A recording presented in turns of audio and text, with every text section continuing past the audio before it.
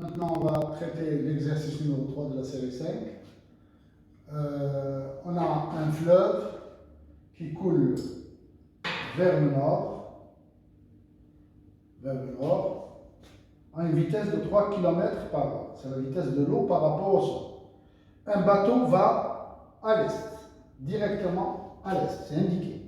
Maintenant, vers directement perpendiculaire à la rive ouest pour aller directement perpendiculaire à la rive est, avec 6 km à l'heure. Donc, par rapport à l'eau. Sachant que les deux rives sont parallèles et distantes de L égale à 1 km, on nous demande de trouver la vitesse du bateau par rapport à la rive. La vitesse du bateau par rapport à la rive, c'est la vitesse absolue. Ici, toutes les vitesses, on a le repère mobile fixe, c'est le sol, le repère mobile, c'est l'eau, et le repère et le mobile, c'est le bateau. Le bateau lié, le repère mobile lié à l'eau ne tourne pas, il n'y a pas de rotation, et à une vitesse constante. Donc la vitesse de l'eau par rapport au sol est une constante. C'est la vitesse d'entraînement.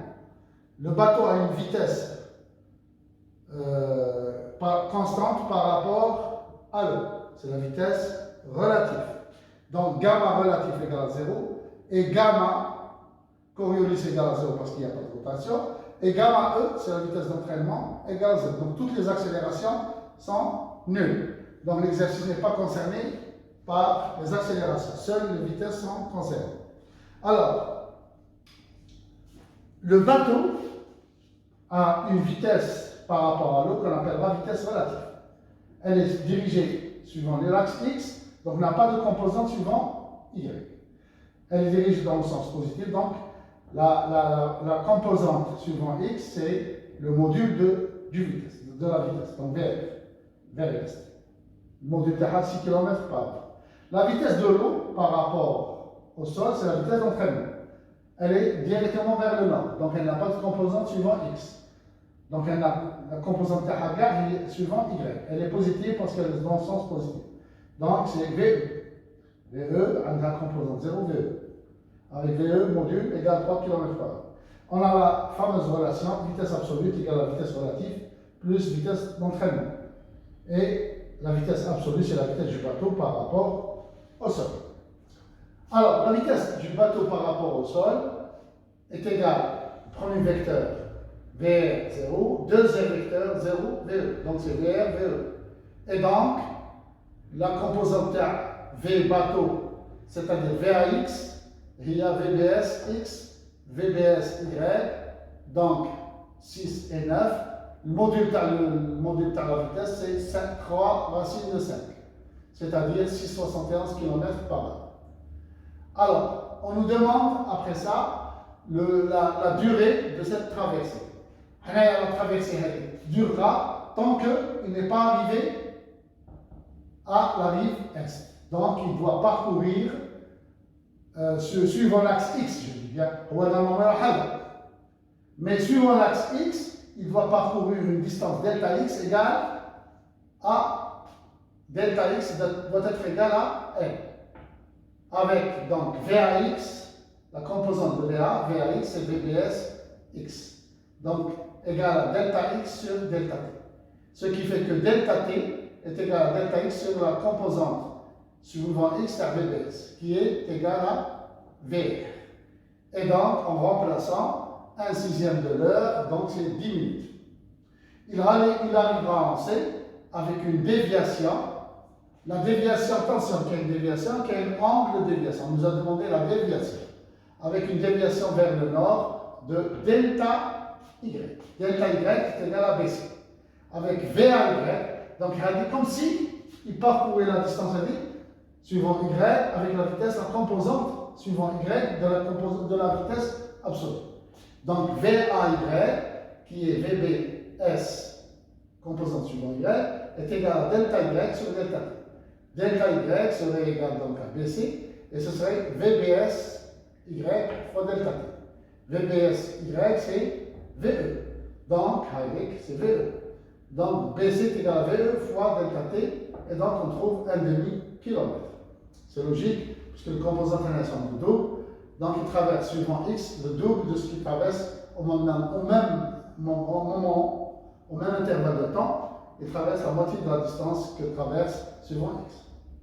Maintenant, on veut que le bateau arrive en B, qui est juste l'opposé à 90 degrés, perpendiculaire, de A sur la rive Est. Alors, on veut alors que la vitesse absolue n'ait pas de composante suivant Y. Donc, sa composante suivant Y est nulle. La valeur de VA, le vecteur, est égale à sa composante suivant X, qui est la vitesse du bateau par rapport au sol. Vitesse absolue, c'est la vitesse du bateau par rapport au sol. Alors, on a VA est égal à VR plus VE. VE, c'est la vitesse de l'eau par rapport au sol. Elle est constante, elle est toujours, n'a pas de composante suivant X, elle est suivant Y. Alors que la vitesse relative, c'est la vitesse du bateau par rapport à l'eau. Nous avons le module TAHA, la direction TAHA n'est pas connue. L'orientation de VR est inconnue. Donc, on va mentionner VRX et VRY. Avec VRX, c'est la projection de VR. Donc,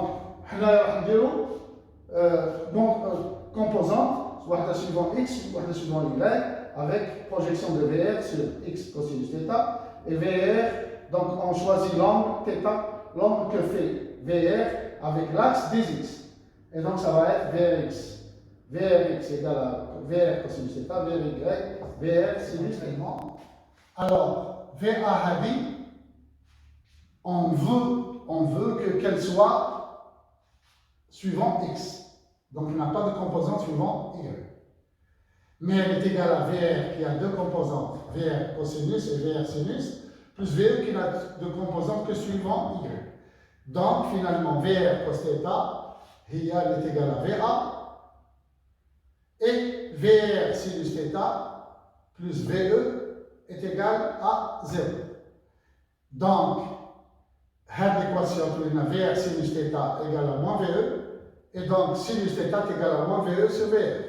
Les deux valeurs VR et VE sont positives, donc l'angle sinus θ est négatif. Et comme on sait que θ doit être entre l'orientation maximum de l'angle V R, c'est VR. C'est VR. On ne peut l'orienter que de moins pi sur 2, vers le bas, pi sur 2. Donc de moins pi sur 2 jusqu'à pi sur 2. Donc sinus θ, puisqu'il est négatif, donc θ est négatif. Donc elle est entre moins pi sur 2 et pi sur 2. Donc la solution de sinus comme moins de 8, c'est moins 30. Donc le bateau doit être orienté avec 30 degrés, là, 30 degrés, direction sud-est. Il avancera sur l'axe X avec la vitesse VAX, qui est égale à VR cos θ. Donc il parcourt la distance delta X qui est égale à L en l'intervalle de temps delta T'. Alors, delta X, delta T', c'est la vitesse VR cos θ, qui est la vitesse de mouvement sur l'axe des X, qui est égale à VA, donc VAX, donc delta X sur VR cos θ est égal à 1 sur VR6 cosinus moins 30. Cosinus moins 30, c'est cosinus 30. Et donc le résultat nous donne delta T' 11,55 minutes. C'est-à-dire, attention, ce n'est pas 11 minutes 55 secondes. 11,55, c'est à peu près 30 quelque chose. Alors, même pas 36 minutes, 36 secondes.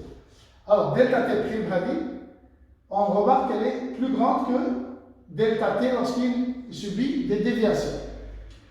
Alors, donc ça prend plus de temps, mais on arrive directement vers l'objectif. Donc, dans la dernière question, on nous demande est-ce que les deux manières de traverser sont toujours possibles, quelles soient les conditions. Pour la première manière de traverser, elle a comme seule condition, c'est d'avancer. D'avancer, c'est-à-dire d'avoir un avancement par rapport d'une rive à une autre, c'est-à-dire suivant x. Et elle est assurée par VR qui est supérieur à 0, donc il est toujours possible d'avancer, quelle que soit la vitesse d'écoulement du bateau. Sauf que la vitesse d'écoulement du bateau, elle agit sur la déviation. Plus la vitesse d'écoulement du bateau et de l'eau, pardon, plus la vitesse d'écoulement du fleuve, des eaux du fleuve sont plus importantes, plus grandes, plus la déviation va être plus grande. Mais finalement, dans tous les cas, il va finir par pouvoir traverser. La deuxième façon de traverser, la deuxième manière de traverser, elle a deux conditions. Il ne faut pas qu'il avance ou qu'il bouge par rapport à l'axe Y, c'est-à-dire VY doit être nul. Et il doit avancer suivant X, donc VX doit être supérieur à 0. Alors VY, c'est VR sin θ plus VE. Donc, et VAX c'est égal à VR cos θ. Donc, qui doit être supérieur à 0. Donc, هذه معناه cos θ supérieur à 0, puisque VR elle est 6. Donc, l'angle θ ne doit ni être moins pi sur 2, ni pi sur 2, parce que c'est les seules valeurs de θ qui donnent 0. Donc, elle est vérifiée à condition que θ ne soit pas égal à pi plus ou moins pi sur 2. Mais la deuxième condition, c'est VR sinus θ plus VE doit être supérieur à 0. C'est-à-dire sinus θ doit être moins VE sur VR. Or, VR est positif. Si le fleuve coule vers le nord, VE aussi est positif. Et donc, sinus θ est négatif. Dans ce cas, l'angle est entre moins pi sur 2 et 0. Et si donc moins pi sur 2 exclu, puisqu'on a exclu pi sur 2. Et si le fleuve coule vers le sud, VE est négatif. Et donc, sinus θ est positif. Et donc, l'angle θ appartient à l'intervalle de 0 à pi sur 2. Mais dans tous les cas, on doit avoir sinus θ, valeur absolue de sinus θ, inférieure à 1. Et pour ça, il faut que le module de VE soit inférieur strictement au module de VR. Donc, le module de VR, c'est-à-dire VR, doit être supérieur à VE pour que le passage sans déviation soit possible. Bon, on a un petit ajout là. Par exemple, on a une contact. Supposons qu'on a un fleuve et puis une chute d'eau importante. On risque d'avoir un problème si on chutait à la chute. Donc, on fait tout pour ne pas être dévié. Donc, la deuxième manière est obligatoire. Mais sinon, s'il n'y a pas de chute, c'est horizontal, quelle que soit la déviation, la première est beaucoup plus intéressante.